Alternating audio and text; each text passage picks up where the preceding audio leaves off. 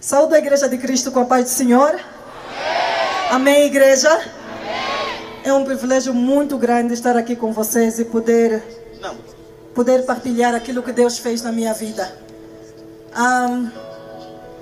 Irmão Isaac, muito obrigado. É uma oportunidade que eu agradeço, porque na verdade aquilo que o Senhor faz na nossa vida, aonde o Senhor nos tira e onde o Senhor nos leva, é verdadeiramente para partilharmos e impactar outras vidas, e saber que o nosso Deus é um Deus do impossível, que o nosso Deus é aquele que faz todas as coisas possíveis. Então, obrigado ao Make, obrigado irmão Isaac por essa oportunidade de poder partilhar. Eu sou a Palmira Esperança Cheia dos Santos, esse é o meu nome. Acredito que vou começar bem lá na minha infância, assim fará mais sentido, os irmãos poderão entender melhor o meu chamado. Eu nasci numa família cristã. Os meus pais sempre levaram-me para a igreja, especialmente a minha mãe. Lembro-me de ela sempre ajoelhada à beira da cama, orar e chorar. E eu perguntava à minha mãe quando eu tinha 6 anos, porque se Deus doía, mas mãe, Deus dói? E ela assim confusa perguntou, mas por que isso? Eu disse, mas sempre a mãe chora quando ora, Deus dói? Então eu sempre vi a minha mãe orando e chorando. Eu nasci numa família disfuncional. O meu pai foi alcoólatra e por causa disso ele acabou destruindo quase que a nossa casa por completo. Chegou ao ponto de colocar veneno na comida para poder matar todos nós, porque ele estava completamente doente, ele já não sabia o que ele fazia. Então por causa disso os meus pais se divorciaram. E daí a minha mãe teve que trabalhar o triplo para poder sustentar os 4 filhos, que todos eram pequenos. Eu sou a terceira filha de 4 filhos que meus pais tiveram. E ela começou a trabalhar no Virei. Eu acredito que os irmãos conhecem o Virei aí no Namibe. Ela ia para aquele lugar e ficava às vezes 2, 3 semanas, um mês, para poder nos dar sustento. E nessa época ela deixava-nos com um tio. E esse tio começou a abusar de mim. Eu me lembro que se calhar eu devia ter 5 anos, ou menos do que isso. Então era muito doloroso para mim viver isso. Mas era muito difícil contar à minha mãe, porque a minha mãe, na minha cabeça de criança, era alguém que aparecia e desaparecia.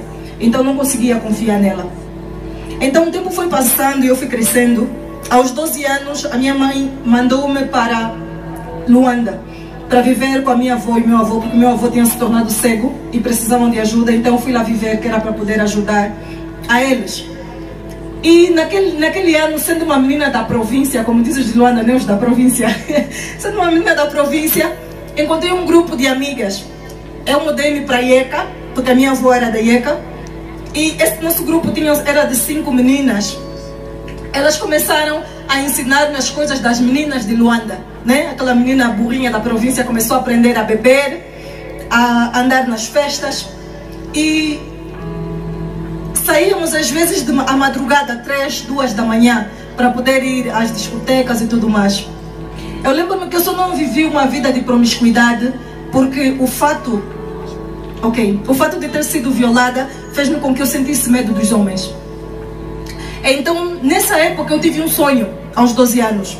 E nesse sonho era parecido ao sonho do irmão Isaac. Era o fim do mundo e a terra toda acabava, as pessoas todas gritavam e corriam numa direção.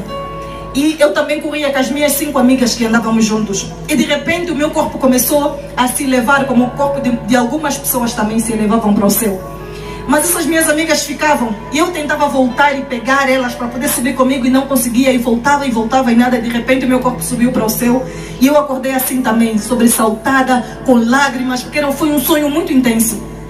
Aí eu perguntei na minha avó o que significava aquele sonho. E a minha avó me disse assim: Deus vai te salvar, mas as tuas amigas não terão o mesmo destino. Depois de 1 ano, eu já tinha 13 ou 14 anos, eu mudei de Luanda e vim viver aqui no Lubango, porque eu fiz o médio aqui no Lubango. E nesse ano que eu cheguei aqui no Lubango, eu me converti. Eu ouvi a pregação de um pastor que falava sobre o inferno, e eu tive tanto medo que eu disse, eu não posso ir para aquele lugar. E aí eu entreguei a minha vida para Deus, acho que aos 14 anos, se a memória não me falha. E aí, nesses 14 anos, eu comecei a buscar o Senhor seriamente. É interessante que era verdadeiramente sem entendimento, mas eu ficava horas. Eu saía da escola no e-mail, ia para casa, me prostrava, eu ficava 3, 4, 5, 6, 7 horas prostrada no chão, dizendo: Senhor, fala comigo. E eu passava muitas horas a ler a Bíblia também, porque eu tinha uma sede de Deus muito grande no meu coração. E nessa mesma época eu tive um outro sonho. E nesse sonho era um estádio grande, que nem esse, maior do que esse. E estava cheio de pessoas de todas as raças, de todas as tribos. Tinha chinês, tinha japonês, tinha africano, tinha europeu, tinha pessoas de todas as cores. E eu estava num púlpito de madeira pequeno e eu pregava para aquela população toda. E desde aquele dia, depois desse sonho, eu tive no meu coração a certeza de que eu tinha um chamado. Então, eu comecei com aquele entusiasmo de adolescente de que, Senhor, eu tenho um chamado, eu tenho que ir, o Senhor me chamou, eu tenho que ir. Mas assim que terminei o médio, né, aí no IMEL, os meus pais não permitiram que eu fizesse missões nem teologia. Porque os meus pais sempre acreditaram de que os pastores não têm uma boa vida, os pastores não são promissores, vivem quase que mendigos, né? Então os pais não querem isso para os seus filhos, eu nem os culpo por isso. Então eu consegui uma bolsa para fazer missões no Brasil. E até cheguei de ir para o Brasil em 2007. Mas quando os meus pais se aperceberam, porque eu não contei a verdade toda, quando os meus pais se aperceberam que era para fazer missões e não um outro curso, eles pediram-me para voltar, que eu tinha que voltar, e eu voltei muito frustrada da minha vida, mas voltei. Então nesse ano, passaram 2 anos, em 2008, ligam-me do INAB de que eu ganhei uma bolsa e eu fui parar na Argélia, um país muçulmano, que também é uma outra história, que vivi muitas coisas.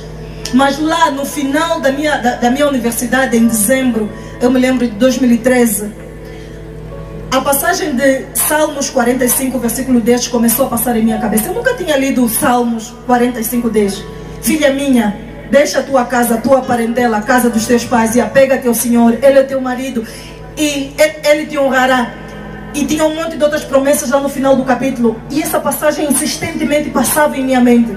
Chegou um tempo que eu disse, Espírito Santo, se você continuar a falar isso em mim, eu vou ficar maluca, porque o dia inteiro eu ia para a escola e essa passagem passava em minha mente, passava em meu coração. Aí eu sentei um dia no meu quarto e comecei a procurar onde é que estava escrito aquelas palavras. E encontrei em Salmos 45, 10. E nessa época, em dezembro que eu recebi o diploma e voltei para Angola.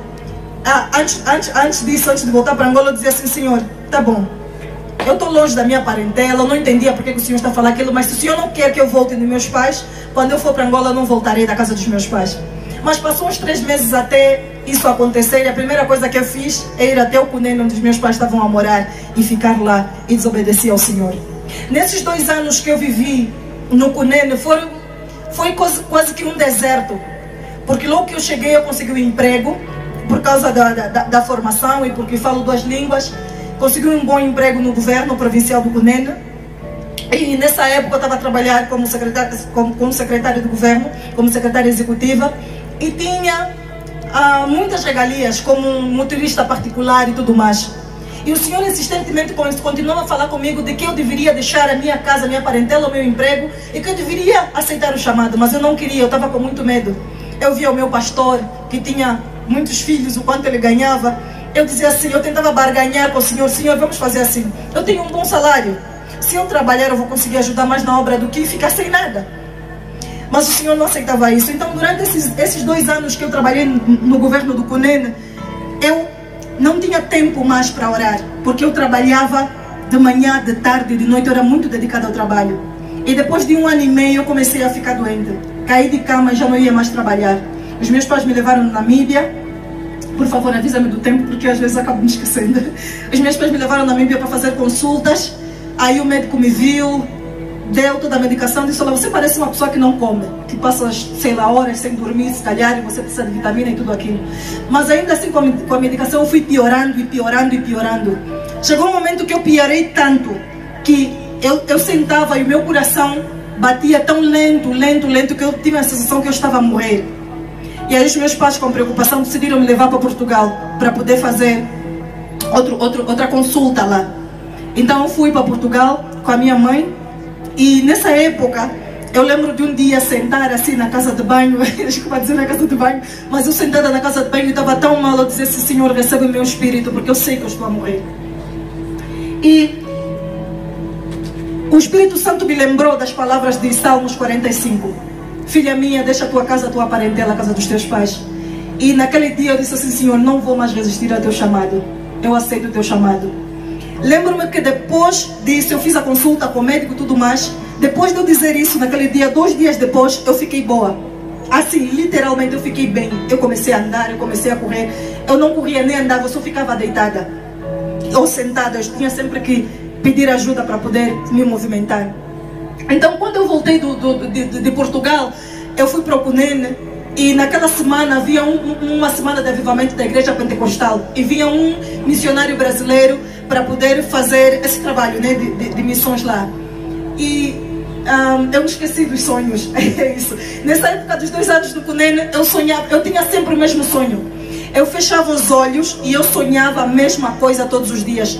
Era tão cansativo que eu já sabia o que eu iria sonhar. Eu sonhava com o mar diariamente. Eu sonhava com as pessoas dentro do mar a gritar, a chorar. Eu sonhava com o mar a me envolver e eu a me afogar todos os dias. Eu implorava a Deus para parar aquele sonho, mas ele não parava. E eu não entendia o que significava. Então naquele dia, naquela igreja que eu fui assistir esse missionário, ele pregou sobre Gideão e ele dizia assim: os teus sonhos, o sonho que você sonha sobre o mar, é o teu medo. Você está com medo de deixar e ir onde o Senhor está te mandar ir. Por que você tem medo? E as lágrimas caíam no meu rosto, porque ele não tinha como saber que eu sonhava isso, ele não tinha como interpretar. Então ele falou muitas coisas de interpretação do meu sonho na pregação. E no finalzinho ele pediu para falar comigo, mas como eu sabia o que ele queria dizer, eu fugi. Saí pela porta e fui embora. Os irmãos vieram me chamar e dizer assim: olha, o missionário disse que tem uma palavra do Senhor para ti. E eu fui embora. E dia seguinte eles foram no meu serviço para falar comigo. Olha, o missionário mandou um recado para dizer que ele não pode voltar no Brasil, porque o Senhor lhe disse que ele não pode voltar sem falar com a Palmira. No segundo dia eu não fui também. No terceiro dia eu também não fui. Os irmãos foram no meu serviço outra vez para me buscar. Disseram: Palmira, hoje você vai conosco.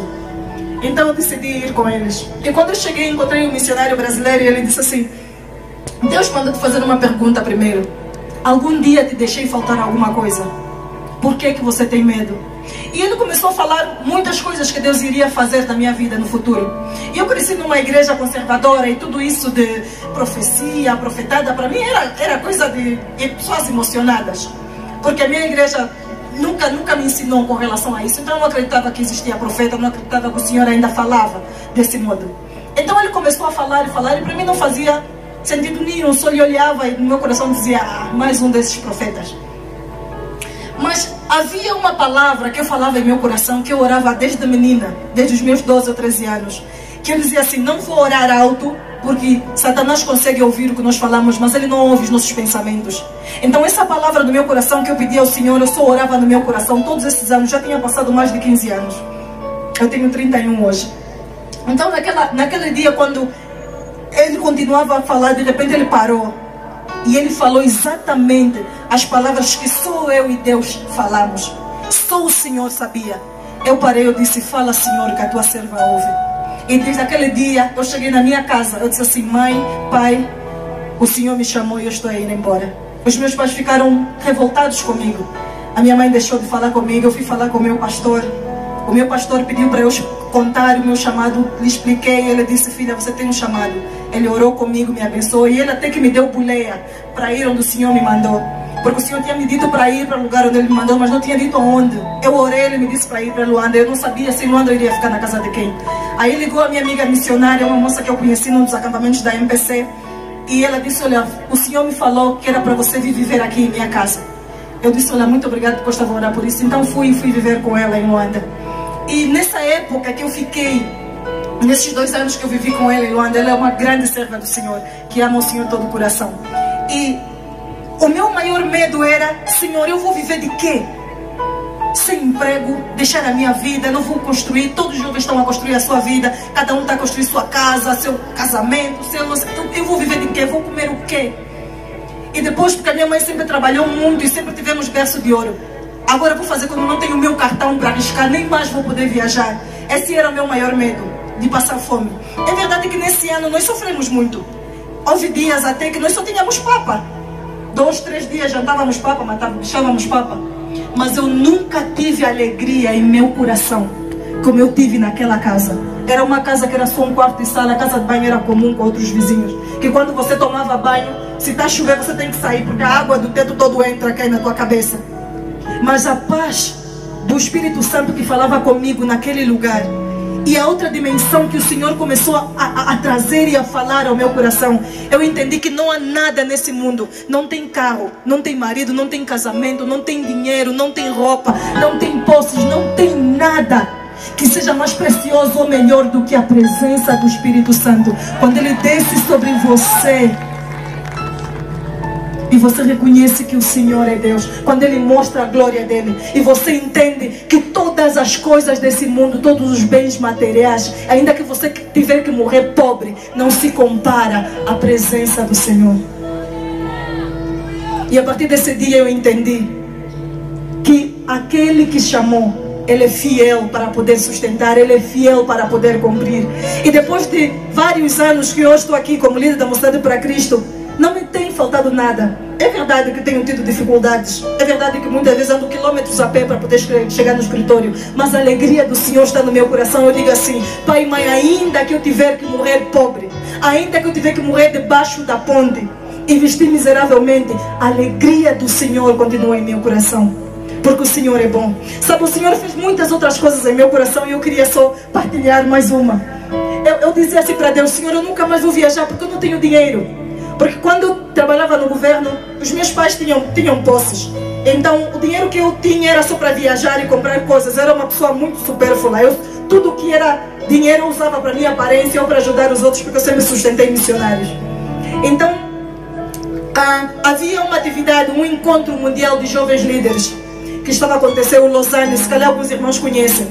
Então aquele ia acontecer na Indonésia, e naquele ano eu já estava a viver como missionária. Às vezes não tinha nem 5 anos para apanhar táxi.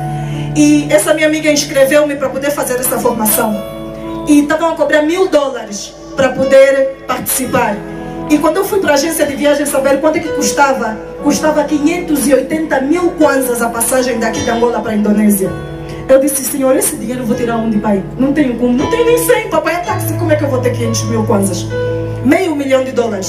Então cheguei em casa assim bem desmotivada e falei com a minha amiga missionária. Eu disse assim: não vamos conseguir. Ela disse: olha, vamos começar a mandar carta. Vamos mandar carta para as igrejas, vamos mandar carta para os missionários, vamos mandar carta para as pessoas. E naquele dia eu me revoltei. Eu disse: não vamos fazer isso.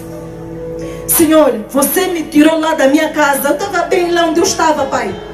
Você me tirou da minha casa, me disseste para deixar o meu emprego.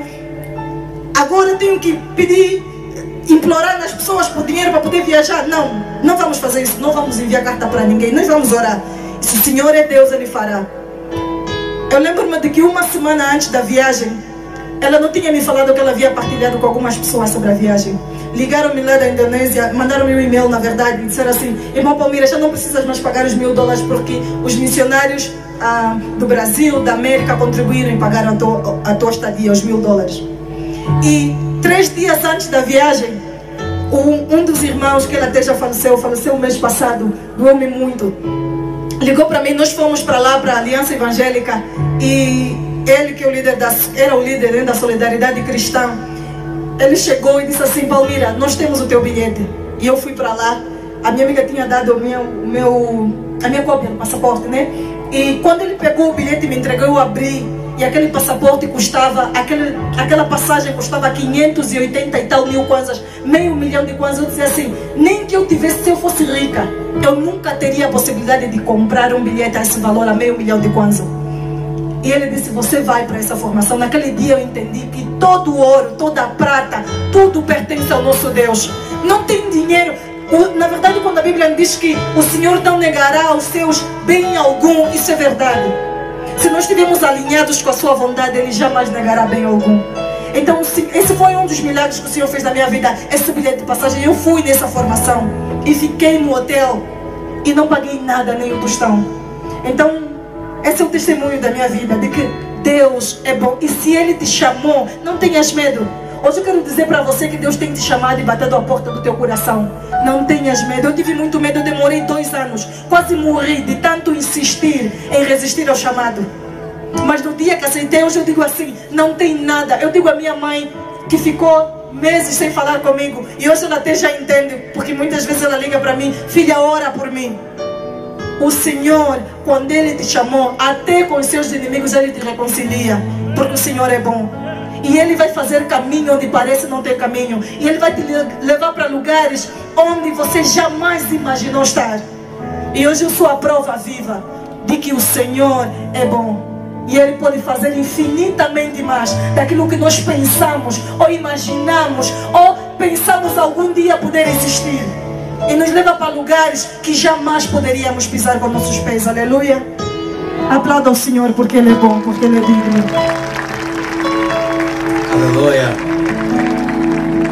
Se calhar noutra ocasião você ouve com mais detalhes esse testemunho, que ela fez mesmo um resumo. Como era a sua vida cristã lá na Argélia?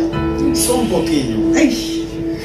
A Argélia, como sabemos, é um país muçulmano. É um país que o cristianismo não pode ser proliferado. Se te encontram com uma Bíblia, você é preso literalmente, vais para a cadeia. E foi dias difíceis, porque eu cheguei lá toda entusiasmada, eu não tinha conhecimento de como funcionam os países de cortina de ferro, né? Que é aqueles que são contra o Evangelho. E eu vi um dia que eu fui para o quarto de uma das meninas argelinas, eu fui lá pregar o Evangelho para elas. Elas quase me mataram de suor. E quando eu disse assim, Jesus é o Filho de Deus, elas todas partiram para cima de mim. E eu fiquei, meu Deus, o que eu falei de errado, Jesus? E depois é que eu entendi de que lá o Evangelho não podia ser pregado daquela maneira, que eles estavam com a mente fechada. Então eu passei a pregar dentro dos quartos, às escondidas, as meninas, porque os internatos lá são separados, os muçulmanos não têm nada junto. Até no hospital, a sala de espera no hospital tem sala de espera das mulheres, tem sala de espera dos homens. Homem e mulher não ficam juntos, dos muçulmanos. Então, eu depois de algum tempo estava a dizer, Senhor, eu não sei mais o que fazer nesse país, porque eu prego para as pessoas, não tem ninguém para pregar para mim. Eu orava e me sentia fraca. Então houve um dia um irmão, porque lá ninguém te mostra onde está a igreja, porque se a igreja é descoberta, os muçulmanos vão para lá e matam as pessoas que estão lá. Você precisa ter alguém que sabe, que tem certeza realmente que você é cristão, para poder te levar naquela igreja que é no subterrâneo. Então depois de alguns meses, ou não, depois de 1 ano e meio, um irmão ouviu que eu era cristã e o trabalho que eu fazia, e me levou para uma igreja na capital que ficava a 3 horas da cidade onde eu vivia. E você vê assim um lugar, não tem nada de igreja. Você entra no subterrâneo e vai mesmo lá para o fundo. É onde está a igrejinha e as paredes todas são a prova de som. E ninguém pode contar. Lá dentro nós vestimos de um modo, lá fora todo mundo sai de outro modo. Então eu ia para essa igreja, era uma igreja do 7º dia. Na verdade eu só queria ouvir a palavra do Senhor. E lá ouvi muitos testemunhos. Um deles que me impactou foi de que uma velhota que eu conheci lá, ela disse que mataram os pastores franceses que foram para lá para pregar para eles, cortaram a cabeça dos pastores diante dela. Então ela decidiu decorar a Bíblia. Como ninguém poderia tirar a palavra do Senhor do coração dela, ela passava horas a decorar a Bíblia. É engraçado que nós as Bíblias aqui jogamos fora, fazemos o que quisermos com a Bíblia. Lá a Bíblia é uma coisa muito preciosa. E ela decorava palavra por palavra, porque quando os polícias viessem, ninguém poderia tirar a palavra do coração dela. Então isso é uma das coisas que eu vivi lá e que foi muito impactante para mim. Com certeza que nós vamos ter a oportunidade de ouvir mais intensamente. Para terminar, para a ex-secretária executiva do governo provincial do Cunene, como é ex-secretária executiva e atualmente missionária, como tem sido, corpo, alma e espírito, como tem sido para você? Como eu já havia dito, essa transição, essa mudança não foi fácil no princípio, porque quando passamos a viver uma vida que nós não imaginamos existir, é sempre difícil. Mas para dizer que depois de deixar o trabalho no governo e a vida de hoje que eu comparo, é uma vida de dificuldade, sim, não vou mentir. Quando eu entrei para a Mocidade para Cristo aqui no Lubango, o escritório da Mocidade para Cristo, para quem conhece, fica aí no Ferrovia. Eu vivo aqui próximo da Senhora do Monte, aqui perto do Queiro. No princípio não tinha salário, a organização não tinha mantenedores, né? Então muitas vezes eu ia a pé de casa até o Ferrovia, ida e volta, e não tinha salário. Às vezes não tinha nem dinheiro para comprar creme, ou dinheiro para comprar, sei lá, uma vaselina para colocar nos lábios. Mas ainda assim, nós dizemos assim com a minha amiga missionária: quando a necessidade aperta, você ora como se a casa tivesse a pegar fogo. Então, quanto mais a necessidade apertar, você ora como se a tua casa tivesse em chama e você está lá dentro. Então é isso que eu faço. Tem sido de muita dificuldade, irmão Isaac. Eu não vou negar. Tem sido de dificuldade que às vezes você dobra o joelho e você chora. E você fala assim: Senhor, isso aqui está pesado demais. Mas o Senhor sempre te levanta, trazendo alguém para poder te estender a mão, trazendo alguém para te confortar, trazendo um dinheiro aqui. E hoje o Senhor levantou pessoas que são meus mantenedores. Pessoas que eu nunca nem falei de que eu sou missionária, que vieram e disseram assim: o Senhor me falou que é para poder te sustentar mensalmente com X. Então eu digo assim: é graça. É graça. E não tem comparação. Não tem comparação. A vida de antes e a vida de agora não tem comparação. Eu não daria nem o melhor emprego. Só para partilhar outra coisa, muitas vezes meus familiares, a minha família arranja um emprego. Há pouco tempo ofereceram um emprego nas finanças, ofereceram um emprego na TAG, para poder trabalhar e ganhar mais de 300, 400 mil. Eu sempre digo assim: eu já tenho emprego. Eu já tenho emprego. Porque eu não trocaria esse emprego por nada. Porque se Deus me tem mostrado coisas que nesse mundo jamais alguém poderia pagar. Nosso Deus é maravilhoso. Amados, o nosso Deus é maravilhoso. Até onde você quer chegar como missionário? Sabe, o meu maior sonho, o lugar onde eu quero chegar, é aos pés de Jesus. Eu quero chegar no fim dos meus dias e dizer assim: eu combati o bom combate. Eu completei a carreira e guardei a fé. E agora a coroa da justiça me está guardada, a qual o Senhor, justo juiz, me preparou para dar naquele dia. Esse é o meu maior sonho. Esse é o meu maior sonho. Vamos orar pela vida dessa serva de Deus, de onde você está. Ore para que o Senhor guarde todos os seus dias em provisão, em bênção, em graça e em tudo. E que assim como o Senhor tem sustentado até hoje, assim seja em todos os dias de sua vida. Comece a orar ali no teu lugar em nome de Jesus Cristo. Deus, nós te agradecemos porque o Senhor chama. E porque ainda há pessoas que ouvem o teu chamado.